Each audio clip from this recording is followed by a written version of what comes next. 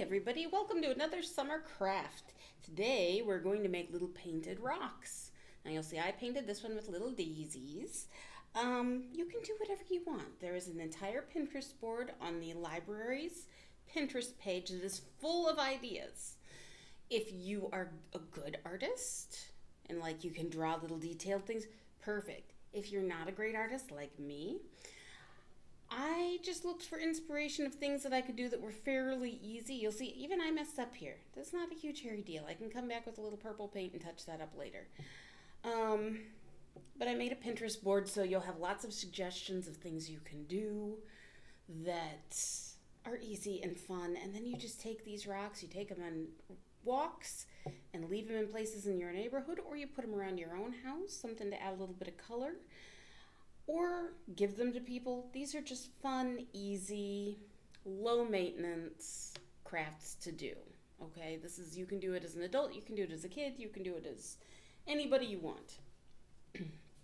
Anyway, when we get started, the first thing you want to do is be sure to wash your rocks. They're covered in a very light coating of dust, and you'll feel it on your fingers when you pick them up.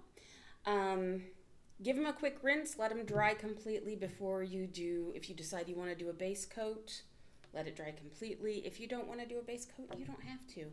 The beauty of this project is these are just fun. They're just to make you happy. Super easy, all right? Give me one moment and we'll go ahead and get started. Okay. So in your kit, you're going to get a couple of little paintbrushes. They're not really great, but you know what?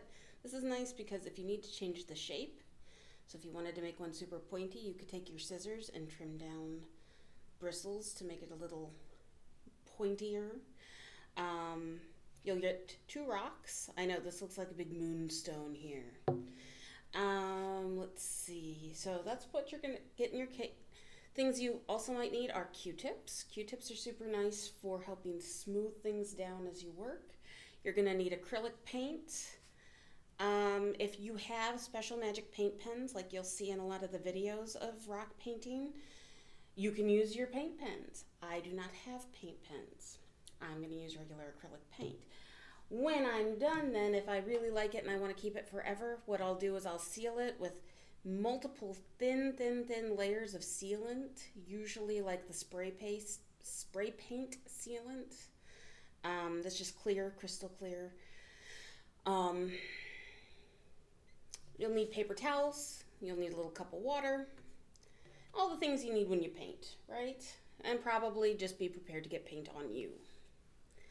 So the first thing you're going to do, I'm going to set my rock on a piece of paper towel, which I know kind of makes it invisible. Not for long. And I'm just going to pour some, since I'm doing a base coat, and you do not, that's way too much paint. That is okay. That's why the other thing you'll need, and I forgot, and I knew I was going to forget, was a piece of cardboard or heavy paper, something you can use as a palette. So that means as the paint if I have too much, I can pull some off and wipe it on something else and let it dry. The other important thing is going to be letting all of the paint layers dry. It's better to do multiple thin layers than one big thick layer, which is what this looks like right now. And that's okay, because I can pull this extra paint off and wipe it on my cardboard, and then my rock will be much nicer. And I'm just going to paint. I'm just going to spread this little bit of paint all around. The other hard thing about doing rock painting is the waiting. Yeah, because you have to wait for the layers of paint to dry before you can come back and do something else. You see, I have a lot of extra paint, so I'm just going to take that, scoop it off, and then if I don't like the way that this looks, I can always come back with a Q-tip, and see, now it looks like an egg. I love it. I can come back with a Q-tip and smooth things out. You could probably use a hair dryer or some sort of windy thing to blow the paint around. This paint's pretty thick, so it doesn't actually want to do that. So what I'm going to do is I'm going to spread this around, get it to about the thickness I want, and then I'm going to let it sit and dry. Once I come back, now one thing you may not be able to see with this camera is that this is metallic paint. So it's going to be super magic fancy when we're done. Like I said, if you have those paint markers that are super magic and fancy, go ahead and use them. It is up to you. I'm going to show you just basic rock painting, the easy way. This is a good, if you have, and it doesn't take expensive supplies, okay? You're looking at, there we go, that'll help. You're looking at, I've got all this leftover paint from other projects that we've done. You can find nice big flat rocks around your neighborhood if you want. Make sure they're not a part of somebody's landscaping, because people frown on that. And water, little brushes from the dollar store, super. So this is a pretty inexpensive craft too, pretty easy to do. And the other nice thing about these little brushes is they're nylon, so they dry really fast. Now, I'm going to come back in a little bit. I'm going to let this sit and dry. And over time, the gravity is going to kick in here and help smooth down some of my ridges, okay? If I don't want to wait, I can also use a little Q-tip and kind of just smooth things. After the Q-tip gets coated in paint, it can be used to smooth a little bit and take out some of those harsher ridges left by my brush. Is it going to be perfect? No. Does it need to be perfect? No. All it needs to be is something that makes me happy. That's the whole point of rock painting, is we're going to make ourselves happy and we're going to make other people happy, because now once it's all painted, and here's the thing, the beauty of it is if you're done now, you're done, okay? You can just put these out in your neighborhood and let people enjoy them and let people find them. What we're going to do though is we're going to go to the next step. Excuse me, goodness gracious. And add some more details and make these a little bit more fun. But frankly, and I wish the color looked better on the screen, this is definitely a magenta. These are fun just to leave around your neighborhood just like this. Took 30 seconds, whole thing's painted. Now I just have to let it dry. I will be back in a little bit and we will move on to the next step.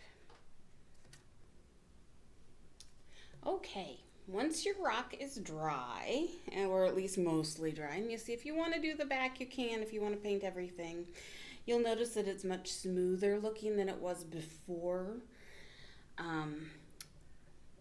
Then I poured out some little paints, okay, just a little bit. And here's the beauty of it. If I need more than that, I'll come back and get it later. I can always add more to the pile. What I'm going to do, I'm just going to draw little daisies on here. So I take a little bit of paint.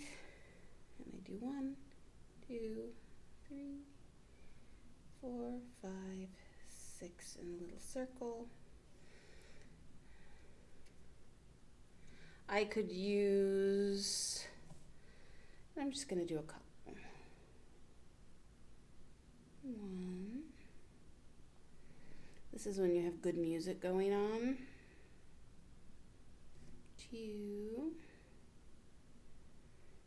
3.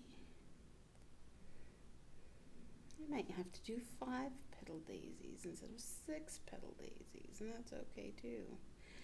Yeah, I'm good at many, many things. None of them involve painting. This is not my wheelhouse, which is why I'm kind of making a point here to just have fun.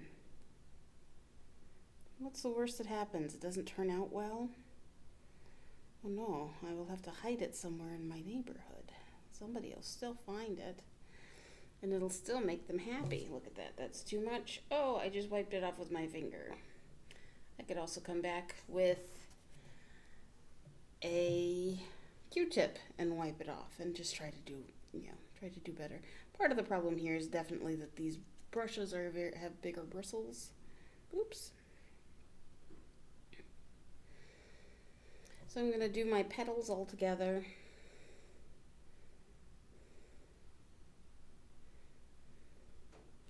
You could also use,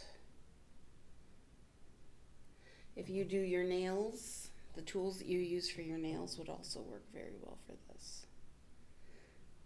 And you'll see I've made a Pinterest board specifically for rock painting ideas. Now I like little flower daisies, which is why I decided to go ahead and do these. It's not great. You know what? It doesn't have to be. And that is one of those things, now you're going to hear me say it over and over and over again. Oh, well, it's not great. Why are we doing it? We're doing it because it's fun. Okay. In fact, this time I'm going to use the back end of my brush. Oh, I like that better. That's easier to control.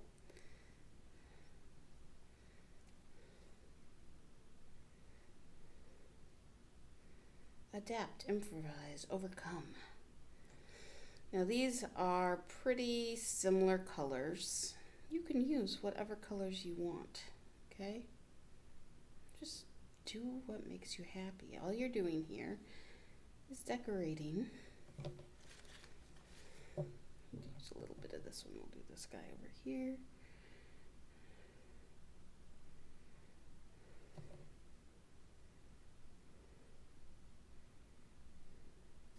I'm going to come and I'm just going to put a couple little daisies. Daisy dots. Do one of these over here. See, it doesn't even take a lot of paint.